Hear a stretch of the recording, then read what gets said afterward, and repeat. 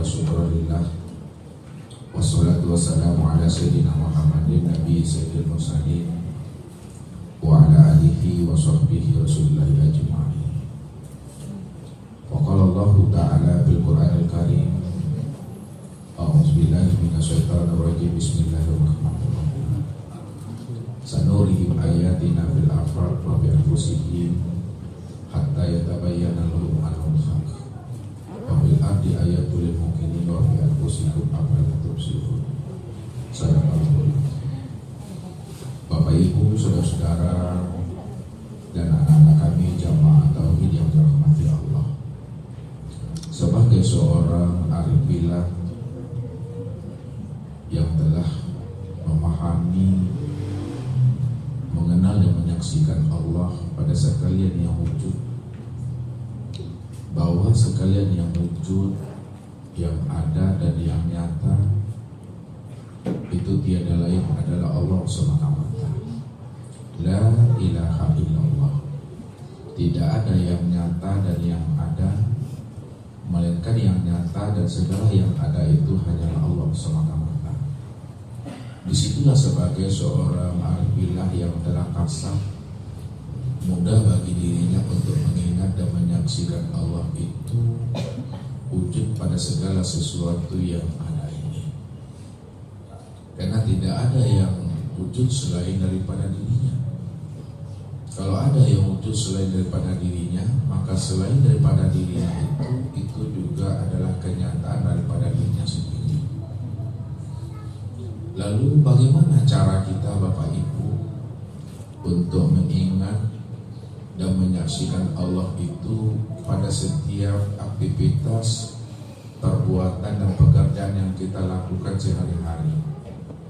Tentunya orang yang arif billah, orang yang telah mengenal dan memahami akan kewujudan Allah pada sekalian alam itu, tidak sulit bagi dirinya untuk mengingat dan menyaksikan Allah itu.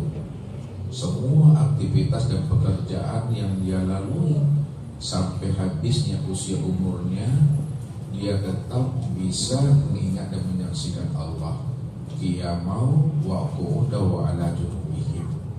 Baik pekerjaannya itu pada saat berdiri, pada saat duduk dan berbaring. Disitulah dia bisa mengingat dan menyaksikan Allah pada setiap pekerjaan dan aktivitas yang dia lakukan. Namun kuncinya bagaimana untuk mengingat dan menyaksikannya?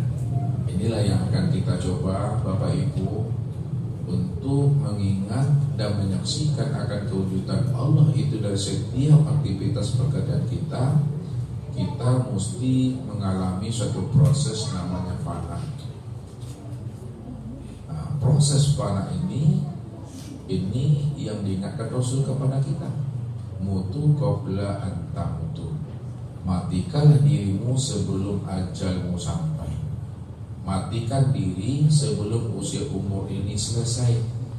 Matikan diri sebelum Israel itu datang kepada diri kita.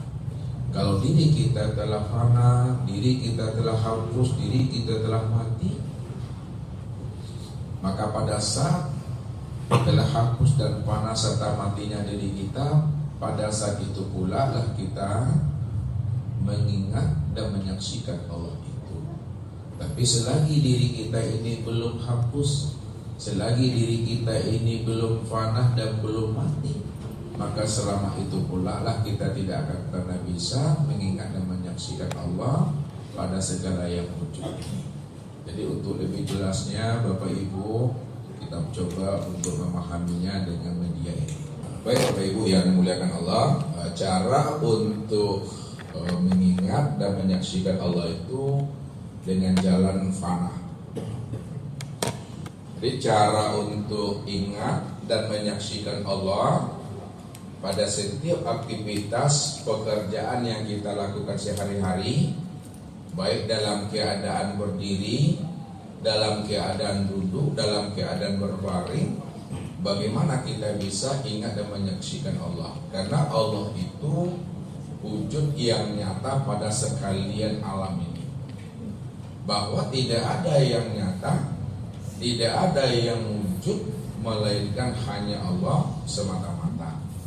Maka proses untuk ingat dan menyaksikan akan diri Allah yang nyata dan maha wujud itu, bagi diri insan itu hendaklah kita memfanakan akan diri.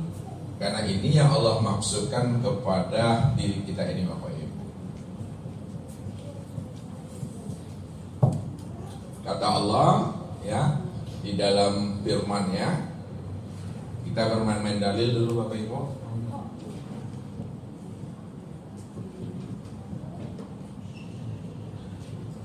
La ilaha illallah. Tidak ada yang nyata melainkan yang nyata itu hanya Allah. Tidak ada yang wujud melainkan yang wujud itu hanya Allah. Yang kedua, Allah katakan kullu min indillah. Katakanlah Muhammad, kullu min indillah, bahwa tiap-tiap segala sesuatu itu datangnya daripada sisi Allah. Tidak ada dari sisi siapapun, semuanya datang daripada sisi Allah. Kemudian yang ketiga, kata Allah, ma indakum yanfadu wa ma indallahi baqi. Apa yang ada pada sisimu ya, itu hakikatnya yanfadu, tidak pernah ada. Hakikatnya itu hapus. Wa ma indallah baqi, dan apa yang ada di sisi Allah itulah yang kekal abadi. Kemudian kata Allah, kullu man alaiha fan wa yabqa wajhu rabbika zul jalali wal ikram. Bahwa segala yang ada ini, segala yang wujud itu hakikatnya itu fana, enggak ada, hapus. Wa yabqa wajhu, yang kekal itu hanyalah zat semata-mata, zul jalali wal ikram, yang memiliki sifat kebesaran dan sifat kemuliaan. Jadi banyak lagi ayatnya Bapak Ibu. Allah katakan ya, la ilaha illahu kullu sayyin halikun illa wajhahu. Tidak ada yang nyata, hanya Dia. Tidak ada yang wujud, hanya Dia. Kullu syai'in halikun, tiap-tiap segala sesuatu itu halikun, binasa, gak pernah ada, tidak pernah nyata. Illa wajhahu, yang ada, yang wujud, yang nyata dan yang terang itu hanyalah zat semata-mata. Itu yang dijelaskan. Surat yang lain juga mengatakan, wallahu khalaqakum wa ma ta'malun. Allah lah yang menciptakan akan dirimu, dan Allah pula lah yang menciptakan apa-apa yang kamu berbuat. Kaki kita melangkah, tangan ini meraih, itu semuanya Allah yang memperbuatnya, Allah yang menciptakannya. Termasuk juga kehendak daripada hati kita. Kita punya niat, kita punya azam. Niat dan azam itu bukanlah datangnya daripada gerak diri kita, itu datangnya daripada gerak dan kehendaknya Allah. Makanya Allah katakan, wa ma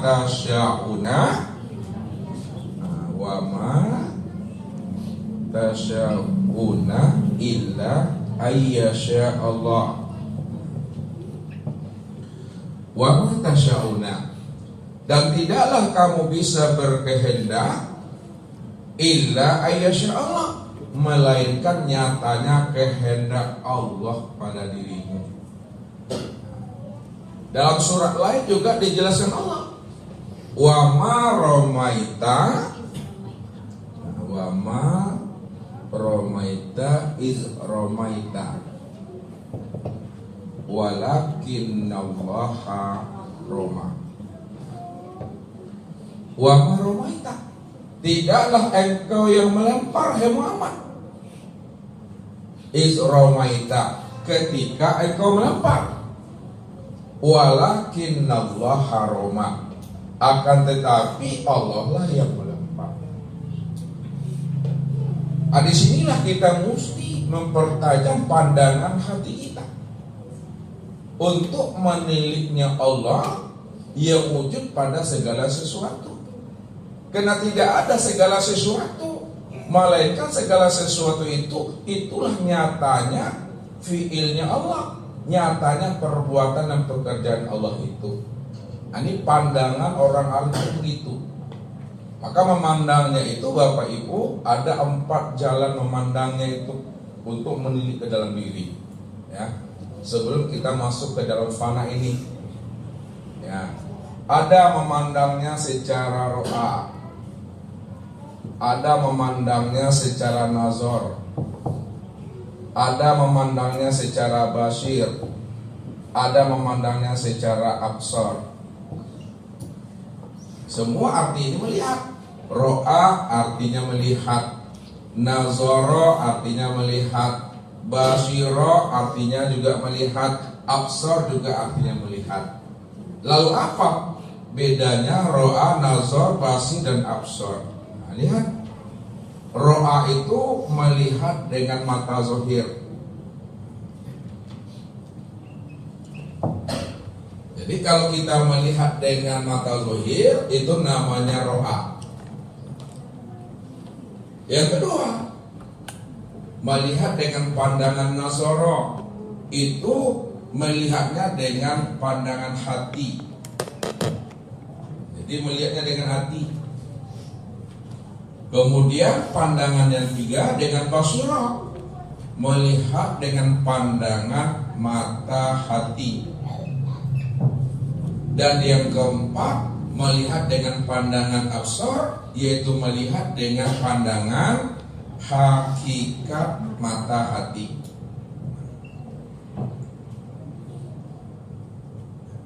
Kalau kita sudah bisa melihat dengan hakikat pandangan mata hati, maka yang tertilik, yang berbuat pada diri ini, di luar diri ini, sebesar zarah tidak ada perbuatan makhluk dan hamba. Kalau ada terpandang bagi diri Bapak Ibu sebesar zarah, ada perbuatan kita, ada perbuatan hamba dan makhluk di sana, itulah yang disebut namanya syirik. Wujudu kazanbun, adanya dirimu yang merasa dirimu yang berbuat, yang bergerak, yang memandang dan mendengar, itu adalah syirik, itu adalah dosa. Itu disebut namanya najis batin. Jadi kalau diri kita ini sudah kena najis batin Bapak Ibu, walaupun 7 samudera untuk membersihkan diri ini, tidak akan pernah bersih dan suci.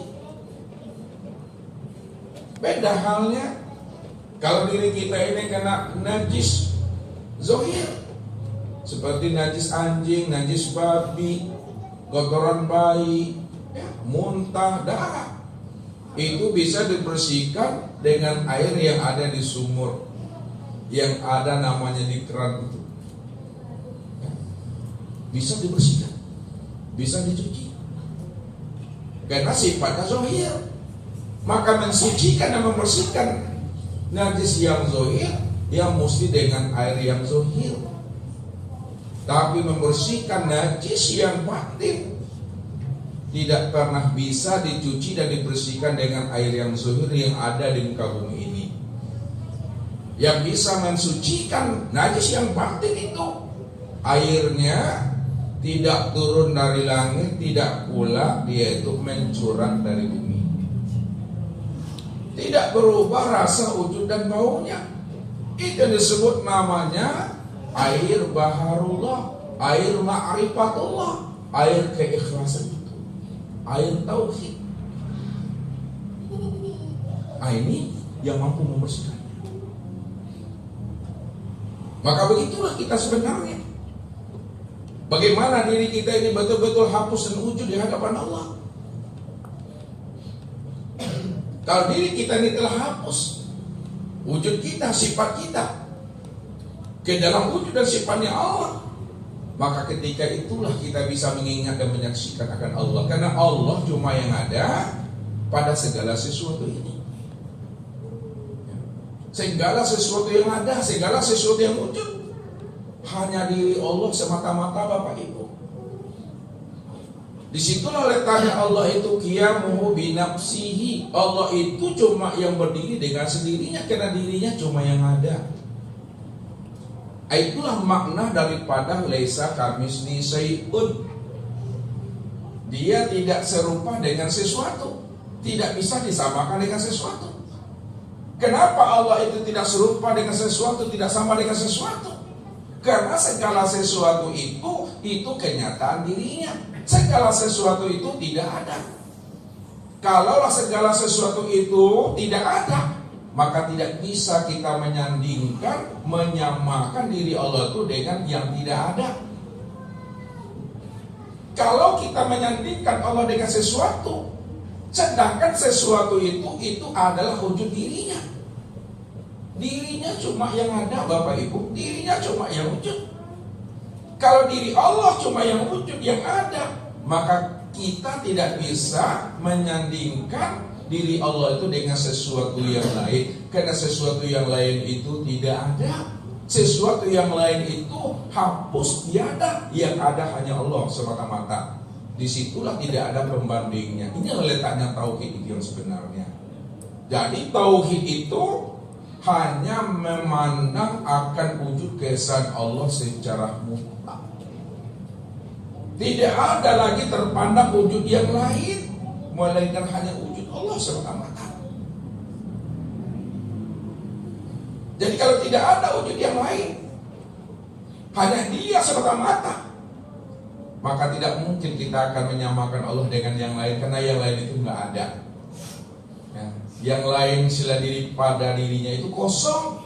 Tak mungkin kita menyandingkan diri Allah itu kepada sesuatu yang kosong, yang tidak ada. Kalaupun disandingkan Allah dengan sesuatu, bukankah segala sesuatu itu juga adalah nyata dirinya? Kan ini Allah katakan, kullu syai'in halikun illa wajhahu. Surah Al-Qasas ayat 88. La ilaha illa huwa. Tidak ada yang nyata, tidak ada yang wujud, tidak ada yang terang dan jelas illa huwa, melainkan yang nyata, yang wujud, yang terang, yang jelas itu hanya Dia. Kullu syai'in halikun. Segala sesuatu itu halik, tidak ada. Kalaulah segala sesuatu itu halik, tidak ada, tidak mungkin kita akan menyandingkan diri Allah kepada sesuatu yang tidak ada. Illa wajhahu, yang ada, yang wujud, yang nyata hanya dirinya semata-mata, Bapak Ibu. Ini dasarnya. Dalam surah Ar-Rahman juga dikatakan Allah, kullu man 'alaiha fan, segala yang ada dalam pandangan zahir, semuanya itu bersifat fana, enggak ada. Yang bako, yang kekal hanyalah zat semata-mata. Inilah kita selalu menafikan, ya, dan mengisbatkan kalimat tauhid itu di dalam hati kita. La ilaha illallah. La ilaha ini nafi namanya, Bapak Ibu. Illallah itu isbatkan. Tidak ada yang wujud, tidak ada yang nyata, melainkan yang wujud dan yang nyata itu hanya Allah.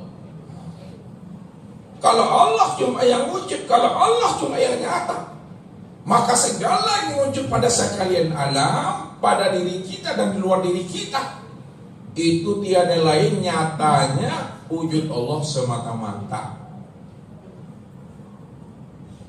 Disitulah Bapak Ibu bisa melihat Allah, bisa menyaksikan Allah, waktu berdiri, waktu duduk, waktu berbaring.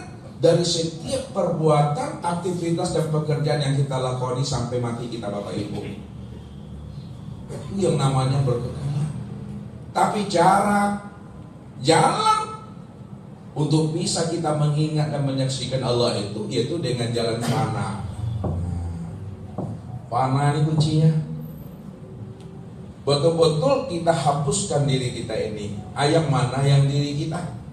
Kalau kita dah paham diri kita yang mana secara zahir dan batin, maka tilidlah dengan pandangan ro'a, tilik dengan pandangan nazara, tilik dengan pandangan basira, tilik pula dengan pandangan absar, maka nampaklah wujud yang hakiki itu. Nampaklah wujud Allah yang sebenar-benar nyata dan ada, serta wujud pada sekalian alam, pada diri kita. Dari setiap gerak dan diam itu hanya Allah lah yang qiyamu binafsihi itu. Caranya Bapak Ibu, insan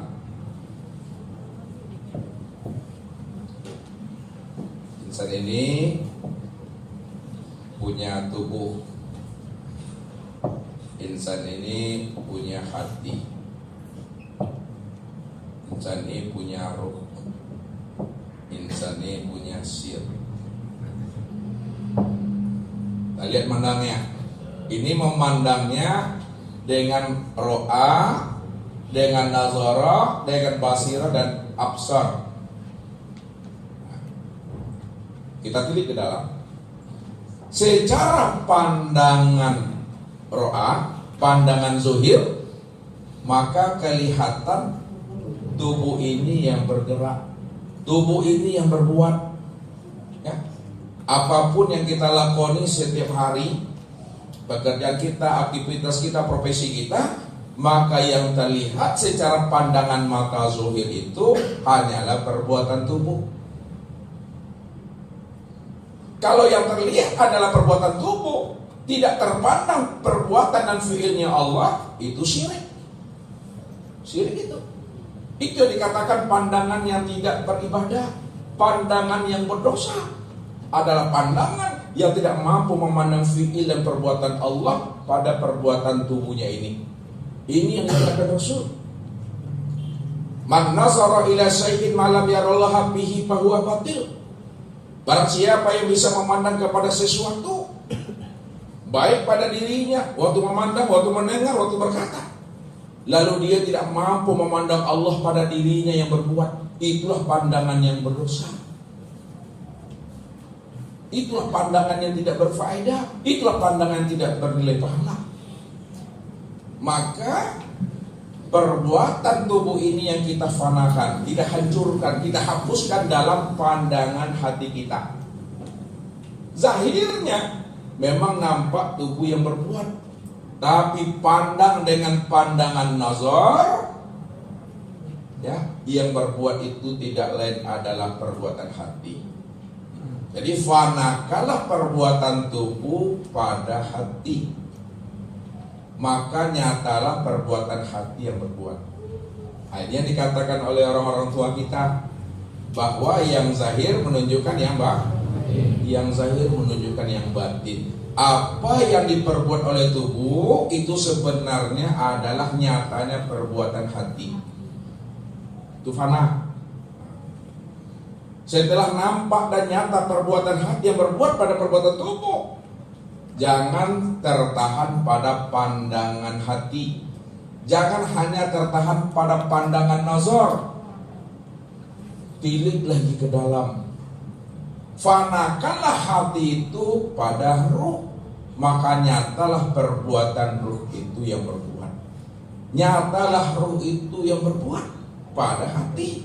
Jadi bukan hati yang berbuat Bapak Ibu, yang berbuat itu nyatanya perbuatan ruh. Kalau tidak ada haru, mana hati berkehendak, mana hati berirodah, tidak bisa. Jadi apa yang diperbuat oleh hati itu sebenarnya nyatanya perbuatan ruh.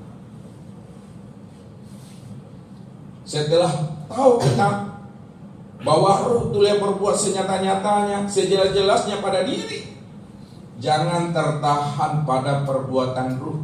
Jangan tertahan pada pandangan basir. leburkan kembali, fanakan kembali.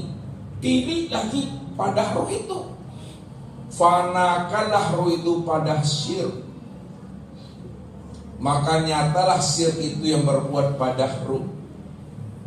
Leburkan roh ini pada syirk, maka terlihatlah bahwa syirk itulah yang berbuat pada roh itu.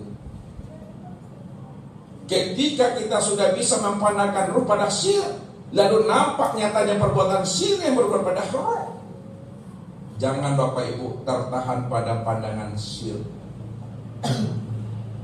Pilih lagi dengan pandangan absur, dengan pandangan hakikat mata hati. Kalau kita sudah bisa memandang dengan pandangan hakikat mata hati, itu disebut namanya pandangan ma'rifat. Fanakanlah perbuatan syirk itu pada zat, maka nyatalah zat itu semata-mata yang berbuat. Inilah yang disebut pandangan ma'rifat.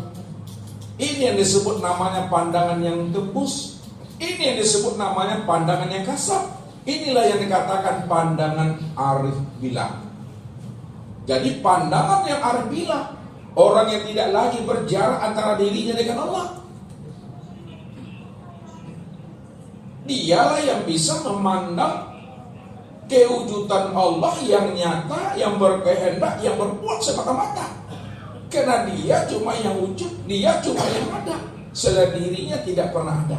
Selain dirinya tidak pernah wujud, selain dirinya tidak pernah nyata. Yang nyata, yang wujud, yang ada itu hanya diri Allah semata-mata. Ini pandangan orang yang arif billah, pandangan orang yang kasar, pandangan yang bernilai pahala, pandangan yang bernilai kebaikan dan faedah hidup. Proses fananya tubuh, hati, ruh, sir sampai kepada zat, ini disebut namanya tarki. Namanya tarki.